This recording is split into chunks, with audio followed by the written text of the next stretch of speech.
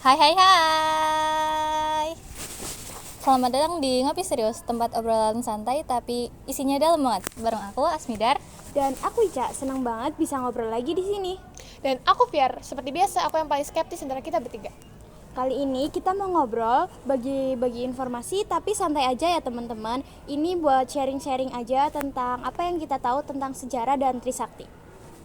Hari ini kita bakal bahas sesuatu yang kedengarannya dalam tapi itu penting bagi kita.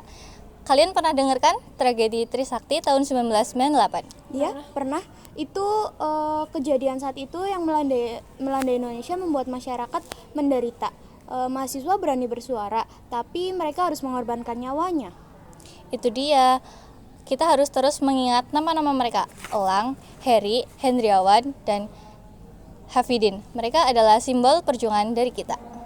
Dan setelah Trisakti, kita melihat gelombang besar-besaran yang akhirnya mendorong Soeharto untuk mundur. Itu menunjukkan bahwa suara mahasiswa itu sangat berpengaruh.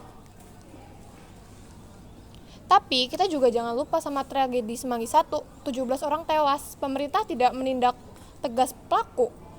Padahal HAM menyatakan itu pelanggaran berat, tapi dari DPR mereka tidak menyetujuinya. Benar, Fiar. Kita sangat kecewa ya akan kejadian itu. Seharusnya kita belajar dari sejarah, bukan mengulang kesalahan yang sama. Sebagai generasi muda, kita harus memperjuangkan keadilan. Tragedi Semanggi 2 juga menunjukkan bahwa reformasi masih banyak tantangan. Kita tidak bisa diam saja. Tapi kita juga harus hati-hati.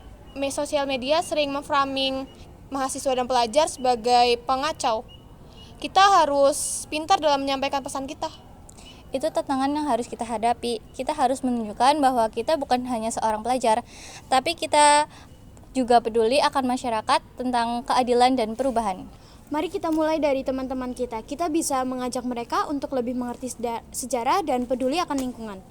Baiklah, saya setuju. Jadi kita harus menjaga semangat reformasi dan terus berjuang. Wah, pembahasan kita kali ini dalam banget ya teman-teman.